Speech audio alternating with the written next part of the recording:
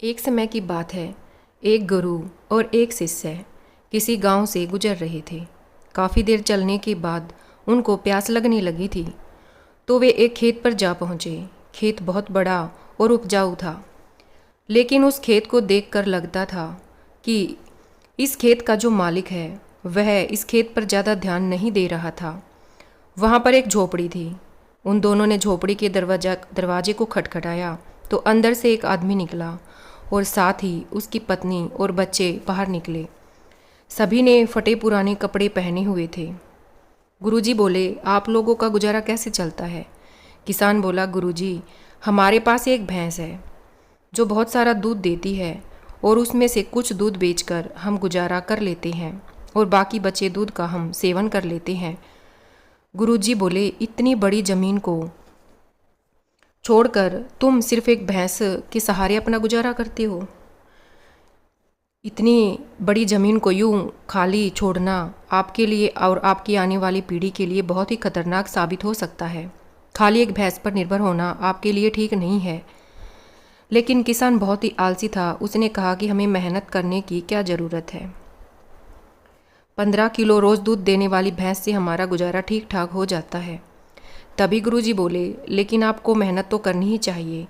समय का कोई पता नहीं होता। अब शाम हो चुकी थी, देर भी काफ़ी हो गई थी, तो गुरु और शिष्य ने कहा कि आज की रात हम लोग यहीं पर बिताएंगे और सुबह जल्दी ही यहाँ से प्रस्थान करेंगे। यह कहकर गुरुजी ने उस परिवार के यहाँ रुकने के लिए अनुमति मांगी और किसान की हाँ करते ही वह दोनों वहीं पर रुक गए। फिर आधी रात को गुरु ने शिष्य को जगाया और बोले, चलो हमें इसी वक्त यहाँ से आगे के लिए निकलना है और साथ ही इस परिवार की भैंस को साथ लेकर कहीं जंगल में छोड़ देते हैं। तब वह शिष्य जो था वो कहता है कि गुरु, मुझे तो इस बात पे आश्चर्य हो रहा है, क्योंकि गुरुजी आप तो सही मार्ग पर चलना सिखाते हैं और आज किसी का बुरा करने के लिए बोल रहे हैं। यह सब क्या? लेकिन वह गुरुजी से कुछ नहीं बोल पाता है। इस घटना के बाद शिष्य का मन बेचैन सा रहने लगा और लगभग 6 से 7 वर्ष बाद जब वह शिष्य बड़ा गुरु बन गया था तो उसने सोचा क्यों ना उस किसान से मिला जाए। अब तो वह बर्बाद हो चुका होगा, क्यों ना उसकी आर्थिक मदद की जाए, जिससे कि उस दिन की गुरुजी के द्वारा की हुई गलती को सुधारा जा सके। वह शिष्य उस किसान की मदद करने के लिए निकल पड़ा और काफ़ी देर चलने के बाद वह किसान के घर पर पहुंच गया। लेकिन वहां पर पहुंचकर वह शिष्य बहुत ही ज़्यादा आश्चर्यचकित हो गया, क्योंकि जो खेत खाली पड़ा रहता था वहां उसे बहुत ही हरियाली देखी। एक तरफ गेहूं की खेती तो दूसरी तरफ बड़े बड़े फलों के पेड़ लगे हुए थे और साथ ही में एक अच्छा सा बड़ा सा घर बना हुआ था।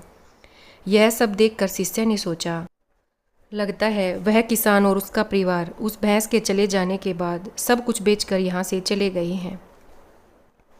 ऐसा सोचकर वह शिष्य वहाँ से वापस जाने लगा, लेकिन अचानक ही उसने उसी किसान को देखा जिसके घर में वह गुरु और शिष्य रात को रुके थे। तभी शिष्य ने उस किसान से पूछा कि अब आपकी जीवनी कैसी चल रही है और अब आप क्या कर रहे हैं? क्या आपने मुझे पहचाना? कई साल पहले एक रात मैं और मेरे गुरुजी आपके घर रुके थे। तभी किसान मायूस होकर बोला, हाँ, कैसे भूल सकता हूँ उस रात को जब आप दोनों बिना बताए ही यहाँ से चले गए थे और साथ ही उस रात हमारी भैंस भी न जाने कहाँ चली गई थी और आज तक वापस नहीं आई। काफ़ी दिनों तक हम इसी बात को लेकर परेशान रहे कि अब गुजारा कैसे चलेगा। कुछ भी समझ में नहीं आ रहा था कि अब हमें क्या करना चाहिए और कई साल खाली बैठकर एक भैंस पर ही निर्भर रहकर हम सब बहुत ही ज़्यादा आलसी हो गए थे। लेकिन तभी मुझे तुम्हारे गुरुजी की बात याद आ गई। उन्होंने भी यही कहा था कि एक भैंस पर निर्भर रहना आपके लिए आने वाले समय पर भारी पड़ सकता है। लेकिन उस समय मैंने उनकी एक न सुनी। लेकिन भैंस के जाने के बाद फिर मैंने जंगल से लकड़ियां काटकर बाजार में बेचना शुरू किया और धीरे धीरे पैसे बचाकर उन पैसों को अपने खेतों में लगाने लगा। फिर धीरे धीरे मैंने फलों के पेड़ लगाना शुरू किए। इसके बाद मैंने थोड़े ही पैसों में अनाज उगाना भी शुरू किया। ऐसे ही करते करते आज मैं गांव का बड़ा व्यापारी बन गया और मेरा जीवन बदल गया है। आपके गुरुजी ने मुझे सही कहा था कि हमारा जीवन बहुत उपजाऊ है, इसे हमें खाली नहीं छोड़ना चाहिए था। आगे वह किसान बोला, अगर उस दिन मेरी भैंस नहीं गई होती तो शायद यह सब कुछ आज मेरे साथ नहीं होता और मेरा जीवन भी इतना न बदलता। यह सब सुनकर शिष्य ने कहा, लेकिन यह सब तो आप पहले भी कर सकते थे। किसान ने कहा कि बिल्कुल कर सकता था, लेकिन उस समय मेरा काम बिना मेहनत के चल रहा था और मुझे कभी लगा भी नहीं कि मैं यह काम करने में भी सक्षम हूँ। इसलिए मैंने कभी कुछ अलग करने की कोशिश भी नहीं की। लेकिन जब मेरे पास कोई और चारा नहीं था तो मुझे लगा कि मुझे कोई और दूसरा काम शुरू करने चाहिए जिससे कि मैं अपने परिवार का अच्छे से पालन पोषण करूं। तब मैंने अपने मन में ठान लिया कि अब तो कुछ करना ही है और जो भी करूंगा पूरी मेहनत से करूंगा और पूरी ईमानदारी से करूंगा। इसी तरह आज मैं सफलता के इस मुकाम पर हूँ। इस कहानी से सीख मिलती है कि आपकी जो ज़िंदगी में इस भैंस की तरह कोई रुकावट तो नहीं है जो आपको एक अच्छी ज़िंदगी जीने से रोक रही है। अगर आपको ऐसा लगता है तो आगे बढ़ने की हिम्मत करिए और कुछ अलग करके दुनिया को दिखाइए, क्योंकि हर किसी इंसान में कोई ना कोई हुनर ज़रूर छिपा होता है।